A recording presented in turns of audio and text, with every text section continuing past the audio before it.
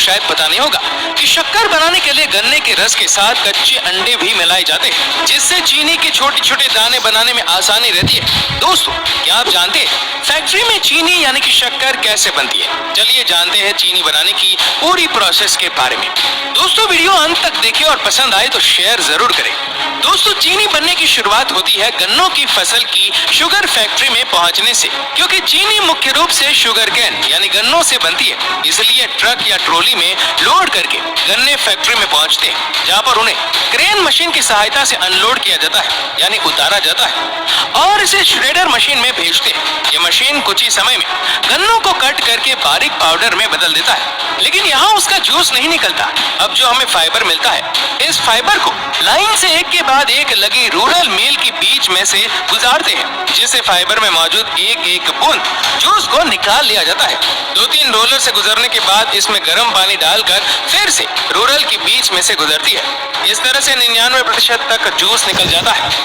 अब इस फाइबर को मशीन की सहायता से छान कर अलग कर लेती है, जिसे बैजेसिस कहते हैं। लेकिन ये बैजेसिस वेस्ट नहीं होता, बल्कि इसे जलाकर ही फैक्ट्री की सारी ऊर्जा और बिजली बनाई जाती है। इस तरह से फैक्ट्री ऊर्जा के लिए आत्मनिर्भर हो जाती है। अब इस प्रोसेसर से निकले जूस को छान कर बड़े बड़े टैंक में इकट्ठा कर लेते हैं, जिसे हम रो जूस कहते हैं। अब इस रो जूस को लैब टेस्ट के लिए भेजते हैं, जहां पर उसका केमिकल कंपोजिशन और शुगर कंटेंट चेक किया जाता है। लैब टेस्ट के बाद जूस को रिएक्शन टैंक में भेजते हैं, जहां पर इसमें जरूरत के अनुसार लाइम यानी चूना डालते हैं और साथ साथ सल्फर गैस भी छोड़ते हैं। इन सब को फिर मशीन की सहायता से 5-6 घंटों के लिए मिलाया जाता है। इस दौरान ब्लीचिंग और अल्कलाइजेशन की प्रोसेस होती है, जहां से फिर इसे क्लैरिफायर टैंक में भेजते हैं।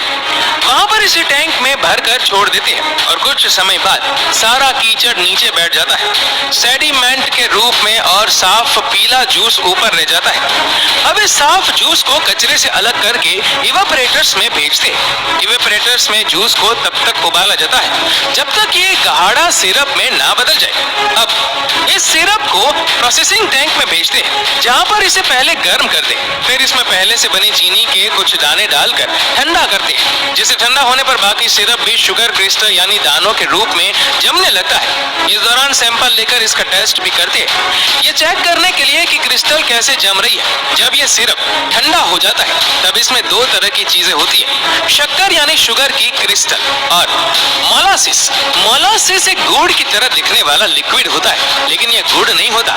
अब इस सिरप को सीरीज में लाइन से लगी सेंट्रीफ्यूज मशीन में डालते हैं। ये मशीन 1 मिनट में 1000 से 2000 बार घूमती है। इस मशीन में एक बारी छन्नी लगी होती है, जिससे शुगर के क्रिस्टल बाहर नहीं निकल सकते, लेकिन मोलासिस बाहर निकल जाता है। पर इस मोलासिस भी कुछ शुगर के क्रिस्टल रह जाती है, इसीलिए इस मोलासिस को 2-3 बार सेंट्रीफ्यूज मशीन से गुजारते हैं, जिससे ज्यादातर शुगर के क्रिस्टल निकल जाए। अब इन शुगर क्रिस्टल को इकट्ठा करके कन्वेयर की सहायता से ड्राइवर में भेजती है और जहां पर इसे इलाके में हल्के गर्म वातावरण में सुखाया जाता है। अब हमें हल्के भूरे रंग की यानी ब्राउन कलर की शुगर यानी चीनी मिल जाती है, जिसे लो शुगर कहते हैं। लेकिन अभी ये उस तरह की सफेद नहीं होती जिससे सफेद चीनी का इस्तेमाल हम लोग करते हैं, उसे रिफाइंड शुगर कहते हैं। रो शुगर से रिफाइंड शुगर बनाने के लिए रो शुगर को डिस्टिल्ड वाटर यानी पानी में अच्छी तरह से घोल लेते हैं, ताकि सारे क्रिस्टल अच्छे से घुल जाए। फिर उसे सैंड एंड ग्रेवल फिल्टर से गुजारते हैं, जो इसमें मौजूद रेत और कंकड़ आदि को छान कर अलग कर देता है। वहां से फिर इसे डिक्लेरेशन टैंक में भेजते हैं, जहां पर चीनी को सफेद करने की प्रोसेस होती है। भारत में इस प्रोसेस के लिए ज्यादातर सल्फर डाइऑक्साइड गैस का इस्तेमाल होता है या फिर एक्टिवेटेड कार्बन का उपयोग करती है, लेकिन यूएस जैसे कई देशों में बॉन चार का उपयोग करते हैं, जो कि पशुओं की हड्डियों से बनता है। इसलिए भारत में मिलने वाली ज्यादातर sugar double sulphate tension maths के द्वारा साफ की जाती है, जो कि एक सस्ता और शाकाहारी तरीका है चीनी को सफेद करने का। पर इस वजह से कुछ सल्फर चीनी में रह जाती है, जो स्वास्थ्य के लिए नुकसानदायक होती है। इसलिए आपने सल्फर फ्री शुगर के बारे में सुना होगा, जो कि एक्टिवेटेड कार्बन या फिर बूंद के द्वारा बनाई जाती है। इस दौरान टैंक में मौजूद सल्फर डाइऑक्साइड या फिर एक्टिवेटेड कार्बन सारी कलर को एब्जॉर्ब कर लेता है, यानी सूख लेता है और एक क्लियर सफेद लिक्विड बन जाता है, जिसे फिर वैक्यूम में भेजती है, जो इसमें मौजूद पानी को गर्म करके निकाल देता है और एक गाढ़ा सिरप बन जाता है। इस सिरप में कुछ चीनी के दाने डालकर ठंडा करती है, जिसे ठंडा होने पर ये शुगर क्रिस्टल यानी दानों के रूप में जमने लगता है।